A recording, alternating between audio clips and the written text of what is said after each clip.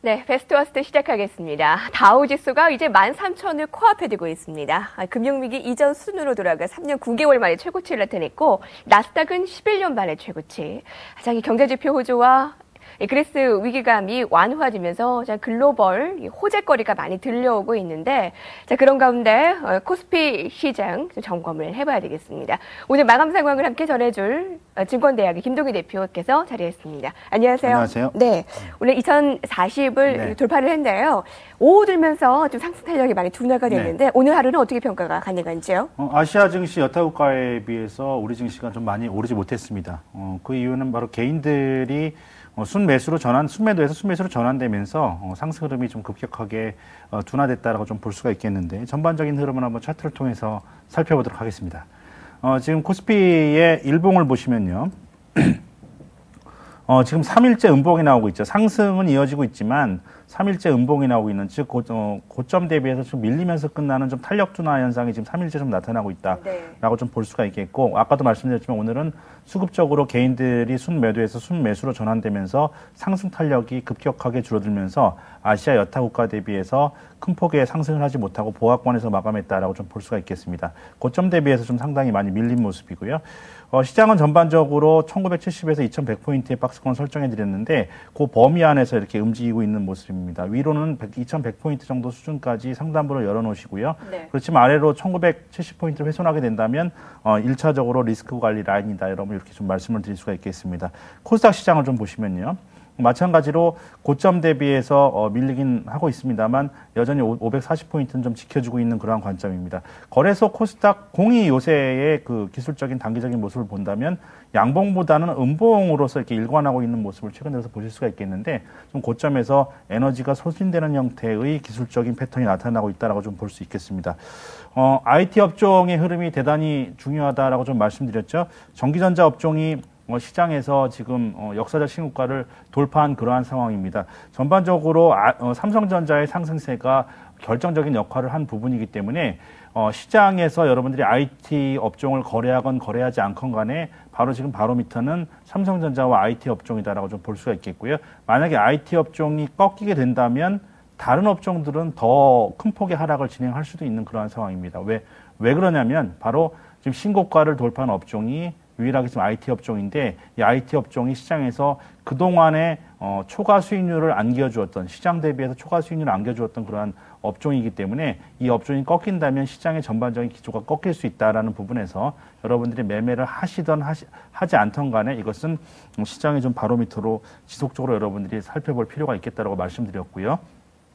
지난번에 또 한번 언급을 해드렸는데, 네. 낙폭과대 전 업종이 한 번에 좀 순환매 사이클이 도는 그러한 상황입니다. 네. 아까도 기술적인 특징에서 좀 말씀을 드렸지만, 고점에서 자꾸 음봉이 나오고 있다는 것은 기술적인 용어로 이거를 디스트리뷰션이라고 하는데, 좀 고점에서 좀 에너지가 분산되는 이러한 국면이 지금 나오고 있는데, 바로 이러한 상황 속에서는 선별적 상승, 시장이 상승하더라도 선별적 상승이 가능하다. 즉 전 업종이 다 올라가기보다는 좀 선별적 상승이 같은 업종 내에서도 차별화되는 이러한 움직임이 나타날 수 있기 때문에 중요한 관점으로 이러한 부분들 접근하시고요.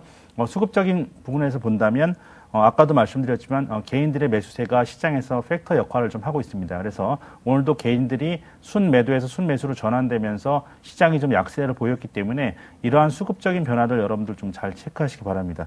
최근 들어서의 이제 작년 8월달 폭락 이후에 시장의 순매수, 누적 순매수 동향을 좀 살펴보면요. 좀 표를 통해서 한번 점검을 해보도록 하겠습니다. 예.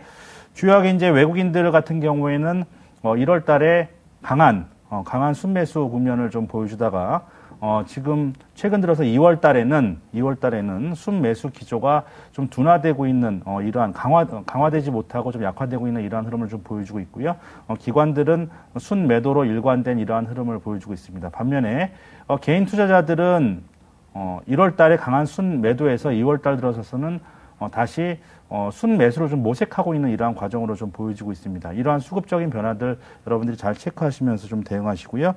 환율 부분도 중요하다 말씀드렸죠. 지금 환율이 옆으로 지금 횡보하고 있는 이러한 구간인데, 윗방향을 설정하는지 혹은 아랫방향을 설정하는지 환율이 수급에 있어서 결정적인 영향을 미칠 수 있다는 부분들입니다. 그래서 이러한 수급적인 측면까지 여러분들이 고려하셔서 시장에 대응하시면 될 것 같고요. 기본적으로는 거래소는 추가적 상승은 열어두되 1970포인트가 1차적인 리스크 관리 라인이다라고 여러분 설정을 해드리도록 하겠습니다. 그렇군요.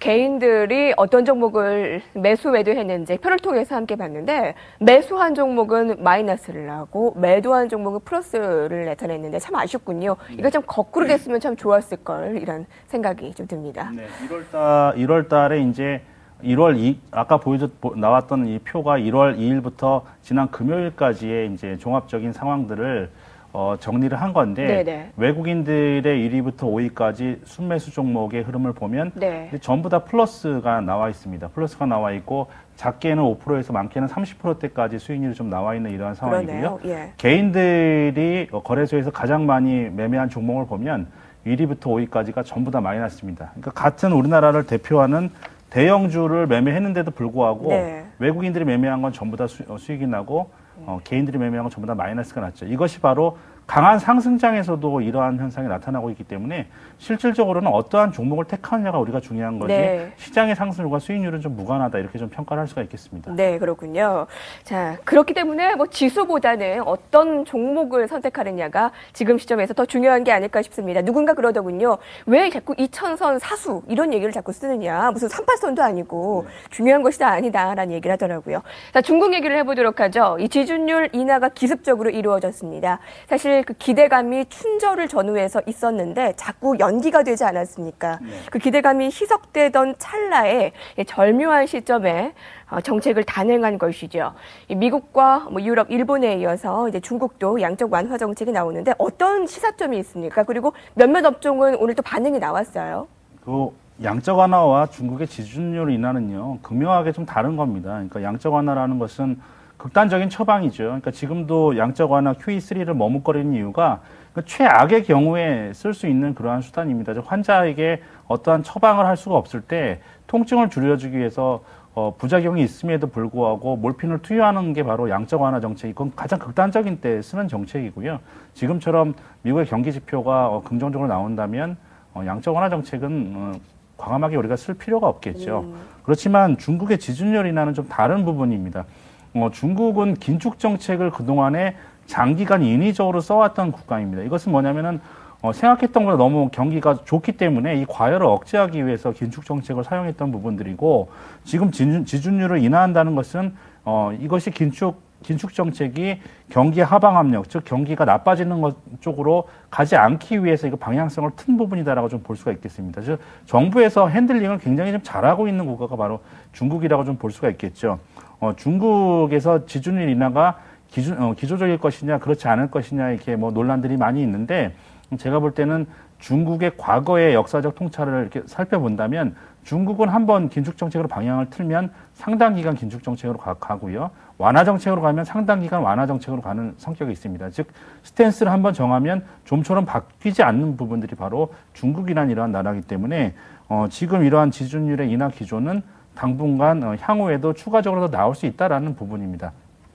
단지 지금 우리 시장에서 보여지고 있는 것처럼 이 지준율 인하에 대한 부분을 좀 과도하게 해석하는 부분은 반드시 좀 경계돼야 된다라는 그러한 부분들이죠. 이것이 뭐냐면 이러한 지준율 인하라는 부분들은 점진적으로 침체를 방어하기 위한 어떠한 그런 수단이지 이것을 통해서 적극적으로 경기를 부양하라는 이한 부양책은 절대로 아니다라는 부분들입니다. 그런 차원에서 볼 때 단기적으로 이러한 부분들이 관련 종목군의 큰 수혜로 이어질 것이다라는 어떤 이런 기대감에는 좀 상당히 무리가 있다라고 좀 우리는 볼 수가 있겠고요. 수혜주들을 오늘 시장에서 반응했듯이 네. 굳이 꼽아보자면 뭐 네. 자동차, 화학, 철강 정도 수준을 우리가 뽑을 수 있는데 궁극적으로 좀 가장 크게 수혜를 입을 수 있는 업종은 지속적으로 이어진다면 자동차 업종이 아닐까. 좀 탑픽은 자동차일 것으로 좀 보여지고 있습니다. 예, 그렇게 보시는군요. 네. 자, 오늘 대형 건설주들 가운데 삼성물산을 베스트 종목으로 저희가 꼽아봤습니다. 뭐 수주에 대한 기대감 등등, 뭐 작년보다는 올해가 건설주의 흐름이 더 나을 것이다라는 전망도 있습니다만 삼성물산이 유독 괜찮습니다. 올해 시작할 때 주가가 6만 원대였는데 이미 지금 10,000원 이상의 두 달간의 상승률을 나타냈습니다. 특히 건설주 가운데 삼성물산이 좋은 이유가 무엇일까요? 그리고 다른 건설주 전체에 대한 전망을 좀 제시해 주실 수 있으세요? 네네. 일단 삼성물산의 뭐 기술적인 흐름들을 한번 차트로 점검해보고 말씀드리도록 하겠습니다. 차트를 보시면요. 지금 삼성물산이 작년도 고점이 93,000원 정도 수준이었죠. 주가가 이제 과도하게 하락하면서 5만 원대까지 거의 절반 정도 내려왔던 이러한 상황입니다. 여기서 이제 바닥을 다지면서 올라왔고, 지난 1월 달에 상승했던 부분들은 다른 업종들과 마찬가지로 전반적으로 밸류에이션이 낮은 업종들은 전부 다 상승했다라고 좀 볼 수가 있겠죠. 1월 달의 상승은 어떤 시장 분위기에 편승한 상승이었다라고 좀 보여줄 수가 있겠고, 오늘이 장중에 4% 정도까지 올랐던 부분들, 여러분 보시면은 지금 2% 정도로 마감해서 상승폭을 상당히 좀 반납하면서 마감을 했습니다만, 실적 전망에 대한 긍정적 전망, 그리고 목표 주가의 상향이 나오면서 장중에 좀 주가가 고점을 형성했다라고 좀 볼 수가 있겠습니다. 예. 그러한 개별적인 부분들이 있겠고요. 전반적으로 건설주에 대한 부분들은 지금 중동발 모멘텀이 오늘 작용을 많이 할 것으로 장전에는 좀 예상을 했었습니다. 그 부분들은 사우디에만 50만 호 건축이 이루어지고 이 부분들의 전체적인 규모가 75조 원 정도까지 이를 것이다라는 이러한 상황, 그 가운데서 상당 부분 우리 업체들의 호재가 될 수 있을 것이다라는 부분들이 장전에 이제 많이 기대감이 형성됐었는데, 그에 비해서 주가들은 크게 오르지 못한, 전반적으로 오르지 못한 그러한 상황입니다. 이 부분들은 우리가 아까도 중국발 모멘텀과 마찬가지로 이 부분들, 즉 사우디가 50만 호를 건설하고 75조 원 규모이다라는 부분들은 분명히 가장 큰 규모, 네. 굉장히 큰 규모이죠. 그렇지만 아직까지 이러한 것들은 예상되는 그러한 부분들이고, 우리 기업의 수혜가 예상되긴 하지만 확정된 건 아무것도 없다라는 부분입니다. 그리고 기본적으로 단기적으로 이러한 부분에 대한 기대를 너무도 과도하게 하는 것은 좀 잘못된 그런 판단이다라고 좀 볼 수가 있겠고요. 그렇지만 이 부분들에 대한 뉴스는 앞으로 지속적으로 나올 수밖에 없겠죠. 그렇기 때문에 단기적 측면에서보다는 오히려 해외 모멘텀을 갖고 있는 이러한 건설주의 국한에서는 지속적으로 호재로 작용할 수 있는 영역이다라고 좀 볼 수 있겠습니다. 역시 마찬가지로 당부를 드린다면, 단기간에 우리가 과도한 시세 상승을 염두에 두고 접근하는 것은 무리가 있다라는 부분들이죠. 그간 스트롱바이, 그러니까 강력 매수 의견 속에 계속 강세를 이어나갔는데 단기적으로는 경계가 필요하다. 하지만 이 해외 수주 모멘텀이 있는 종목들은 중장기적으로는 다시 가져도 괜찮다라는 의견 들어봤습니다. 베스트 알아봤고요. 잠시 후에는 워스트 종목도 이어서 알아보겠습니다.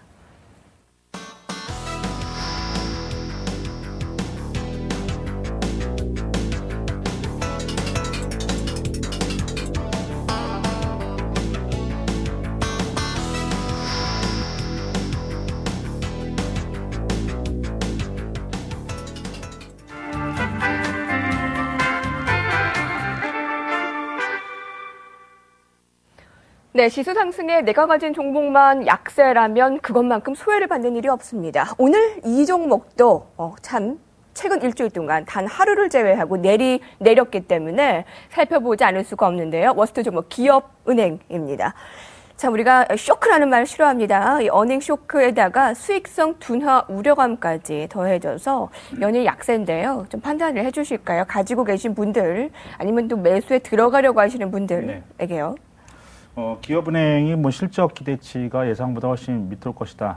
이러한 부분들, 실적에 대한 부분들 때문에 주가가 좋지 못한 흐름을 형성을 했었습니다.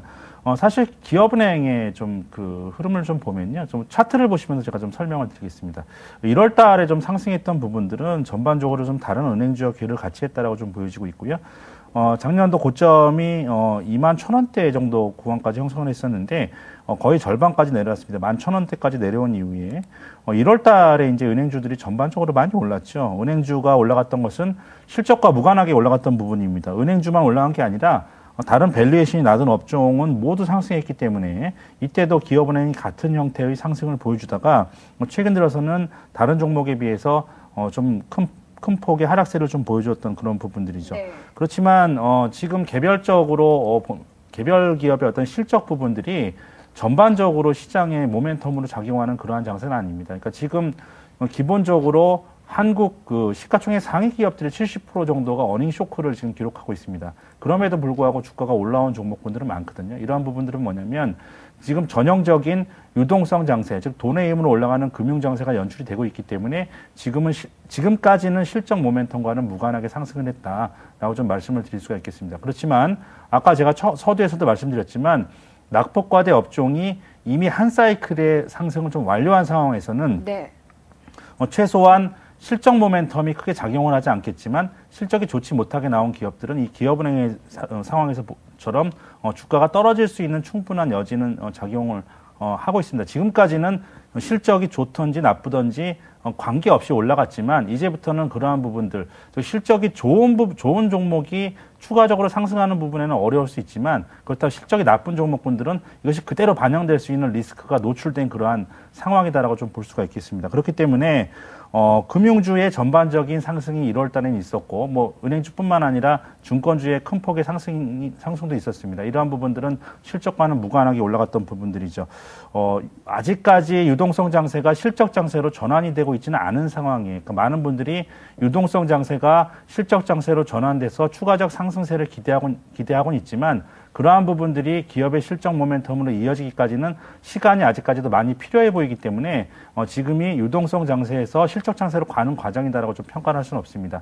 은행주도 좀 마찬가지 관점에서 본다면 향후에 지금 아직까지 유동성 장세가 완전하게 끝난 부분들은 아니죠. 그렇기 때문에 외국인들의 순매수가 지속적으로 이어지고 있는데 외국인들이 순매수가 지속적으로 이어지는 유동성 장세가 전개되고 있는 구간 속에서 이러한 실적 모멘텀 때문에 단기적으로 주가는 떨어졌지만 지속적으로 아직까지는 밸류에이션 측면에서는 굉장히 좀 낮은 종목이라고 말씀드릴 수가 있겠습니다. 그래서 지금 고점에서 매도를 하지 못하고 오늘까지 기업은행의 주식을 갖고 계신 분이라면 당분간 유동성 랠리가 이어지는 한, 즉 아까도 말씀드렸던 1970포인트를 리스크 라인인데 여기를 하회하는 움직임, 즉 개별 기업의 움직임보다는 오히려 지수와 연동된 형태에서 네. 1970포인트를 깨지 않는 움직임이 나온다면 네. 지금 상태에서는 오히려 보유하는 전략이 좀 낫지 않나라고 좀 볼 수가 있겠고요. 네.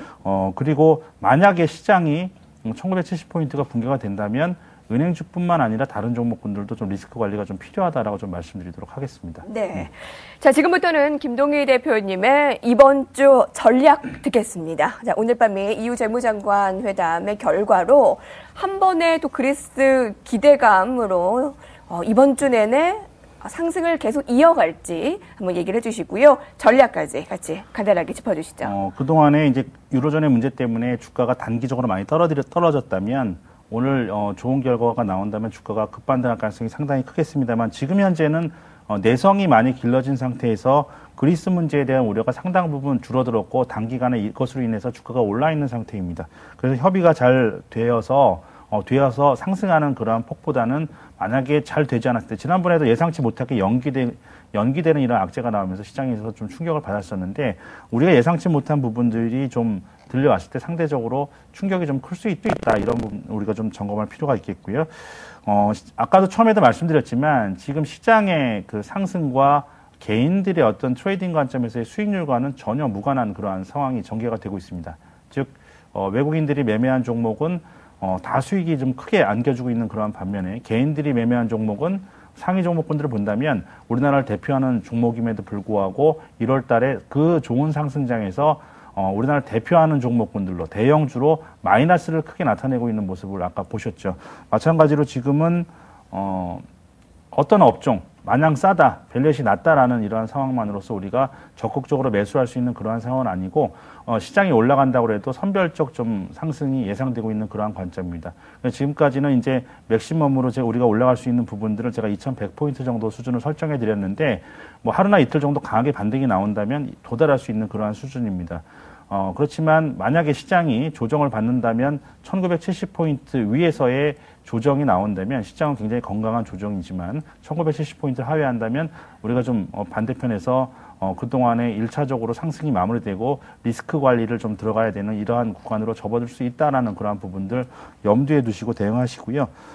지금 철저하게 외국인 수급이 따라주는 종목 중심으로 대형주는 여러분들이 접근하실 것을 권해드리도록 하겠고 아까 처음에 말씀드렸지만 환율 부분과 더불어서 지금 시장에서 역사적 신고를 돌파한 IT 업종이 지금 시장을 계속해서 견인을 해나가야 되는 그런 국면인데 IT 업종이 추가적 상승을 진행을 하는지 아니면은 여기서 조정을 받으면서 전고점대 밑으로 다시 하회하는지 여부가 시장의 바로미터로서 대단히 중요하다라고 말씀을 드리도록 하겠습니다. 네. 오늘 말씀 잘 들었습니다. 또 저희 내일 모레 같이 또 듣도록 하겠습니다. 감사합니다. 감사합니다.